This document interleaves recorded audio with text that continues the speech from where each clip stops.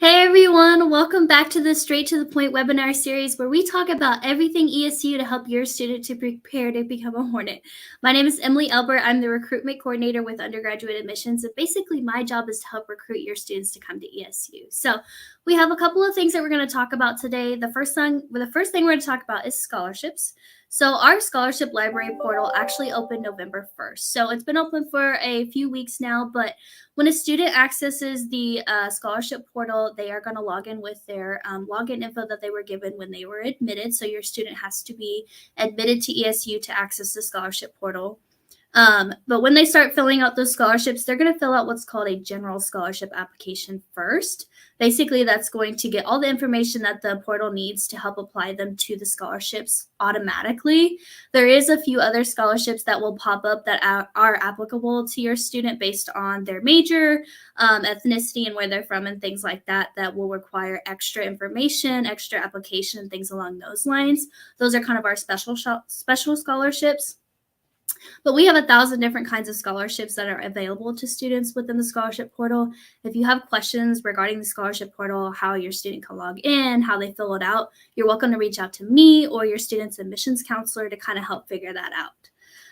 Within admissions, we offer 2 different scholarships automatically to students. So these are scholarships your student does not have to apply for. That's the presidential and the GPA only scholarship. So the presidential is going to be based on a GPA and an ACT score. So starting at a 3.0 GPA and at least a 21 on the ACT, we're going to award your student a scholarship called a presidential scholarship. And that can be in the amount of anywhere from $1,000 to about $3,000 for a full year. The great thing about the presidential scholarship is that it's renewable for 4 years. So while your student is a Hornet here at ESU and they're maintaining a GPA of 3.0 or higher, they're going to get that presidential scholarship every single year. Say your student still has above a 3.0 GPA and maybe they didn't want to take the ACT because we don't require it for admission here at ESU, or maybe they took the ACT and they didn't score 21 or higher. That's okay. We still offer a GPA only scholarship. So this can be in the amount of anywhere from $850 to about $2,000. But this is a one-time scholarship. So unlike the presidential where it's renewable for 4 years, the GPA only is just a one-time scholarship. So I do recommend and I do try to push that students at least take the ACT twice. A lot of them will score lower than a 21 that first time, take it a second time, and they'll score above a 21. So always take that second chance, because getting that presidential, make sure that your student gets that scholarship for more than just one time. So for scholarships, we do have what's called a top priority date. So this isn't like a deadline to fill out scholarships, but it's more like a date that we are trying to push students to apply for scholarships through the scholarship library. Basically, this top priority date is going to ensure that your student is more likely to receive a scholarship if they're applying before February 1. So a lot of scholarships are actually offered in February after people are applying. So that's just a date that you should keep in mind. Also in February is when FAFSA is going to start awarding their aid packages. So if your student has applied for the FAFSA and they selected Emporia State to send their FAFSA to, the award letters will be announced in February, and your student will be able to go into their student account center and accept their aid or their award. So back to scholarships. Sorry, I got off track there a little bit. We also have the RUD scholarship. So if you saw our last webinar in October, we brought the RUD Foundation on to kind of talk about what the RUD scholarship is. I'll kind of touch on that a little bit here, but you can always go back and watch that last webinar for more information on the details of it. But basically, the RUD scholarship is a 4-year full ride to Emporia State. This also includes Wichita State or Fort Hays if your student is interested in either of those institutions. But basically, it's 4 years paid for. That includes tuition and fees, room and board, books and supplies, literally anything and everything in between. It is what they call a last dollar scholarship. So if your student has been awarded financial aid in the form of like grants or work study, if they got a presidential or GPA scholarship, they got a scholarship through a bank, like any other scholarship and award money that your student has received will be applied to their tuition bill first. And then anything else that still needs covers the RUD scholarship will come in and they'll pay for the rest. So that's what they mean by last dollar. So the RUD scholarship kind of is an extensive application. There's a couple of essay questions. They require your FAFSA, ACT, things like that on there. it's well worth your students' time to fill out. You can just go to the Red Foundation webpage to fill it out there. The app closes at noon on Friday. So this Friday, December 2nd at noon is when the Red app closes. So make sure that your student is completing that before that date. Over the winter break and throughout the months of January and February, the Red Foundation will review these applications that they've got across all the state. And they will choose 50 to 60 students to bring in for an in-person interview. So if your student is qualified for an in-person interview, that is amazing. They'll bring them in, they'll interview them a little bit, and then from there, those 50 to 60 students, they'll award 25 to 30 four-year full rides, and that's for Emporia State, Wichita, or Fort Hays. Usually they do that around spring break, April-ish time, so make sure your student is staying on top of that. Back to the FAFSA. So the FAFSA opened in October. Super duper important. We do not require that your student fills out the FAFSA to come to ESU. However, it's highly recommended. So the FAFSA is the free application for federal student aid. So you just go to studentaid.gov to fill out the application. It goes off your taxes, your income, your students' taxes and income. And it basically gives you what's called an EFC number. So an EFC number is expected family contribution. With that number, the federal government decides what your student qualifies for in the form of grants, loans, and work study. So depending on what you make and what that EFC number is, a grant money is money that your student does not have to pay back, okay? Loans is money you do have to pay back. That can be while a student is in school, or you can wait until the student is through with school and graduated, because you get a 6-month grace period after graduation to start paying on your student loans. And a student can also qualify for federal work study. So, excuse me, federal work study is a job that you can get on campus. A student gets paid from this job on campus, and that money can either go to the cost of their tuition bill, or it can go directly to them if they choose, to help pay for books, transportation, food, rent, whatever it is while they're in school. So lots of aid that your student can qualify for in different forms. So making sure that you are getting your student to fill out the FAFSA. And I would say make sure they're sending their FAFSA to at least their top 3 schools. Each school will have a school code. You can search by school name, but ESU school code is 001927. 001927. That's Emporia State's school code. So make sure that your student is inputting that when they're filling out their FAFSA. Once they are enrolled, so say your student qualifies for work study, or maybe they didn't, but they still want to work on campus, they're just going to go through career services. There is a app or like a web page. It's called Handshake. So that's a way for your student to apply for a job on campus. When your student is enrolled and they come for the first couple weeks of classes in the fall, there also is going to be a job fair for students to apply to jobs as well, and they can still apply through jobs with Handshake as well. So definitely check that out once your student is enrolled in their classes. The next thing we're going to talk about is the housing application. So this is probably one of the most confusing things, most confusing processes. So I want to kind of just make this easier to understand. I've definitely taken a lot of time to kind of figure out the nitty-gritty of it, but the housing app comes in 2 parts. So part 1 opened as of October 1st. So Part 1 application, you can access it on the Res Life page. You can talk to your admissions counselor. You can reach out to me on how to access it. But again, your student has to be admitted to ESU in order to fill out the housing application, okay?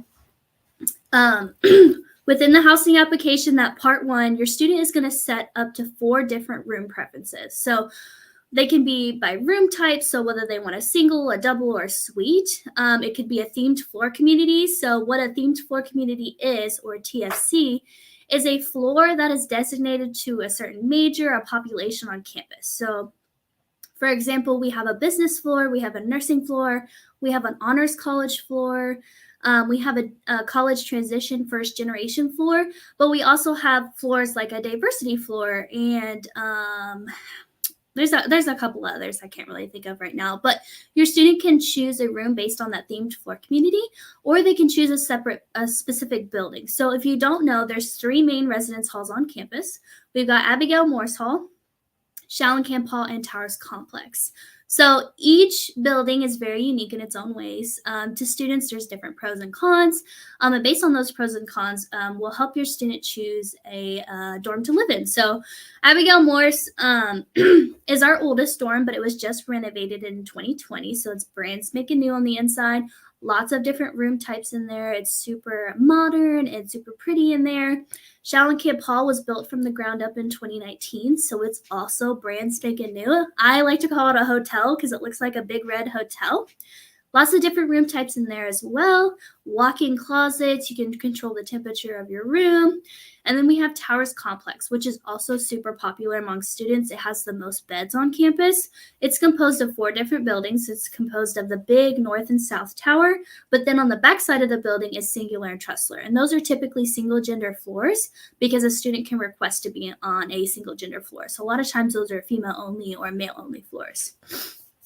The main difference I want to tell you between the residence halls is room types. Obviously, we've got single, double, and suite options within our residence halls. But the main difference that really gets to students is that Towers Complex has sinks in the room. So a lot of students really want that sink in the room so that they're able to do their hair in the morning, brush their teeth, do whatever they need to do without having to go to the community bathroom before class. Whereas Shallon Camp and Abigail got more closet space. So they've actually got walk-in closets in their rooms. So if your students got a ton of clothes and shoes they need to hang up or just want more space, a lot of students will choose those. So definitely some pros and cons there. You guys are welcome to come to what's called the Residential Life Showcase. We had a couple this fall, but we also have a couple next spring. But I'll get into those a little bit later. The last thing I want to talk about is end of the fall semester dates and events, and then a couple events coming up in the spring. So the last day to sign up for a campus visit is December 21st. So that's a Wednesday right before Christmas. Campus visits are Monday through Friday. They range from about 10:30 to 2:30. So that's kind of the range of the day that they are. You're going to come check in. We are going to give you a campus tour. You're going to see the residence halls. You're going to get a free lunch. Free lunch. Who doesn't like free food?